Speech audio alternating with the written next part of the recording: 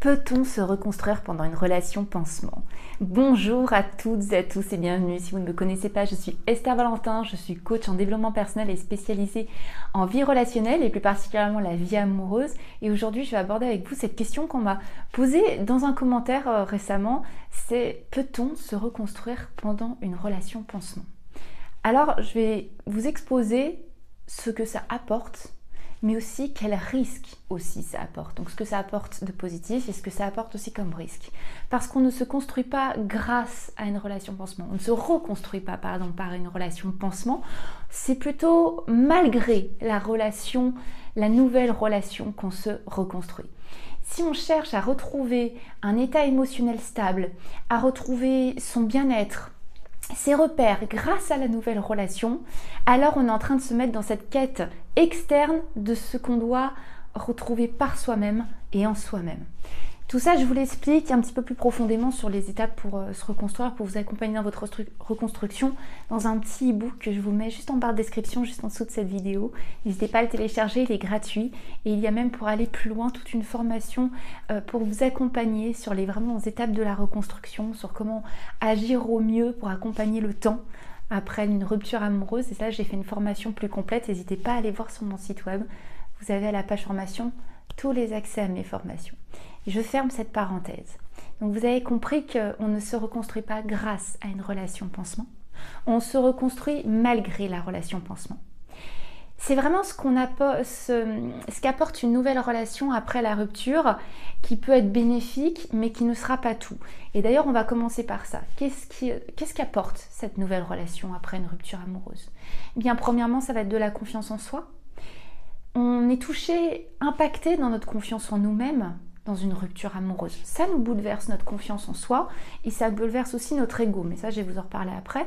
Et donc on peut y retrouver une confiance en soi, on peut y retrouver une valorisation de la part de l'autre, mais je mets le mais tout de suite, c'est une confiance en soi qui reste conditionnelle. Donc il faut en avoir conscience si vous voulez évoluer dans cette nouvelle relation. C'est une confiance en soi qui est assez conditionnelle. Pourquoi? Parce qu'elle dépend de l'autre. Elle dépend d'autre que soi-même. Elle n'est donc pas le socle complet de votre confiance en vous. C'est pas possible. On ne peut pas avoir le socle de sa confiance en soi construit sur ce que nous renvoie une autre personne uniquement. Bien sûr, ce que nous renvoie le monde, ce que nous renvoie l'autre, ça vient y appuyer, mais on reste dans une confiance en soi qui est conditionnée par quelque chose d'externe à nous-mêmes. Ça veut dire que ce nous met dans la dépendance que l'autre nous le donne. Donc la confiance en soi conditionnelle. Ce que ça va apporter aussi, cette nouvelle relation, ce qu'on peut appeler relation pansement, c'est de se narcisser. Quand je dis narcisser, c'est que, comme je vous l'ai dit, l'ego aussi va être impacté dans une rupture amoureuse, évidemment. Et donc, ça donne de la valeur, ça donne de l'importance, qu'on s'intéresse à nous, qu'on veuille nous voir. On y retrouve notre narcissisme, et du narcissisme, on en a besoin. On n'a pas besoin à l'extrême, on ne va pas devenir des pervers narcissiques demain, ne vous inquiétez pas, tout ne tourne pas autour de nous, mais on a besoin d'un minimum de narcissisme sain, heureusement. Et donc ça nous permet de nous narcisser, cette nouvelle relation. C'est vraiment les connexions physiques, les connexions émotionnelles, aussi sexuelles, avec cette nouvelle personne qui va permettre de faire l'espace avec l'ancienne. Donc oui, c'est positif.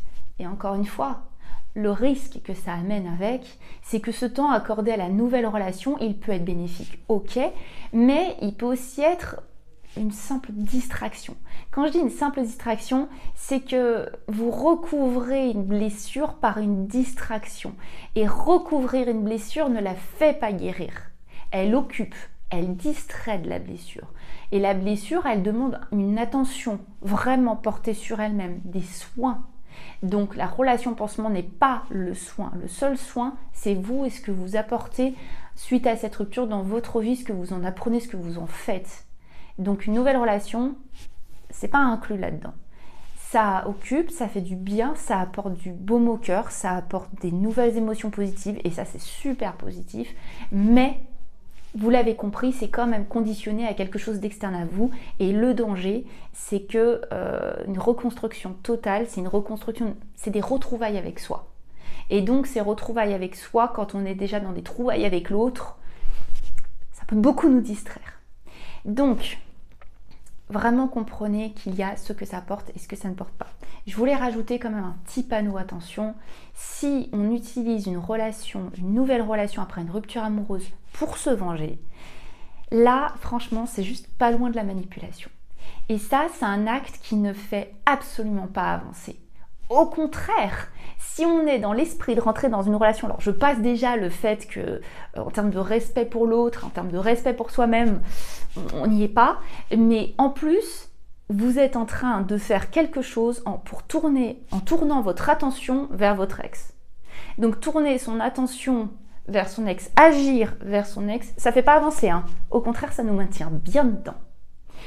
Ce que je voulais vous dire, c'est que la rupture, c'est un petit peu comme une insécurité. C'est une blessure. J'ai abordé le mot blessure avec vous. Ce n'est pas pour rien. Une insécurité, ça vient de nos failles, ça vient de nos blessures. Et comme dans toutes les insécurités, on ne peut les faire évoluer qu'en étant en couple. Je veux dire qu'on peut le faire en étant dans une relation. On peut les faire évoluer parce qu'on continue de travailler dessus.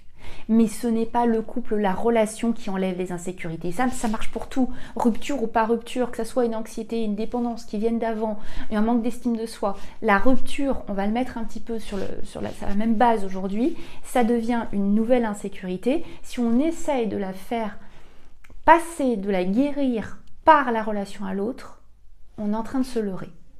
Donc la conclusion de tout ça que je veux vraiment que vous entendiez, c'est qu'une nouvelle relation, elle ne peut vous distraire de vous retrouver sincèrement avec vous, d'apprendre de votre expérience et d'apprendre de vous aussi. Qui êtes-vous aujourd'hui après cette rupture, après cette relation, après cette nouvelle expérience? Elle ne peut vous distraire de vous reconnaître dans la personne que vous êtes aujourd'hui. Donc le véritable deuil pour avancer, tout simplement, c'est ce que je viens de vous expliquer. C'est un deuil, se reconnecter, se retrouver, redonner du sens à qui nous sommes aujourd'hui après cette expérience. Donc le risque, c'est d'offrir votre attention à la relation pour vous détourner de vous. Et si je vous partage tout ça, c'est pas pour vous dire que c'est impossible de reconstruire dans une relation pansement. C'est possible dans cette conscience de tout ce qu'on vient de voir ensemble. Et donc je vous demande d'être la personne qui se permet cette conscience, parce que c'est déjà une conscience de soi, une conscience de ses besoins. Et dans cette conscience, vous allez pouvoir agir, réagir de la meilleure manière possible pour vous, et comme ça pour tout votre futur amoureux. J'espère vraiment que cette vidéo vous a plu. Si c'est le cas, n'hésitez pas une seconde à la liker, n'hésitez pas à mettre un petit commentaire, j'essaie d'y répondre au maximum. Et puis vous le savez très bien, de mon côté, je ne vous lâche pas parce que je vous retrouve très très vite pour une prochaine vidéo. À très vite. Bye bye.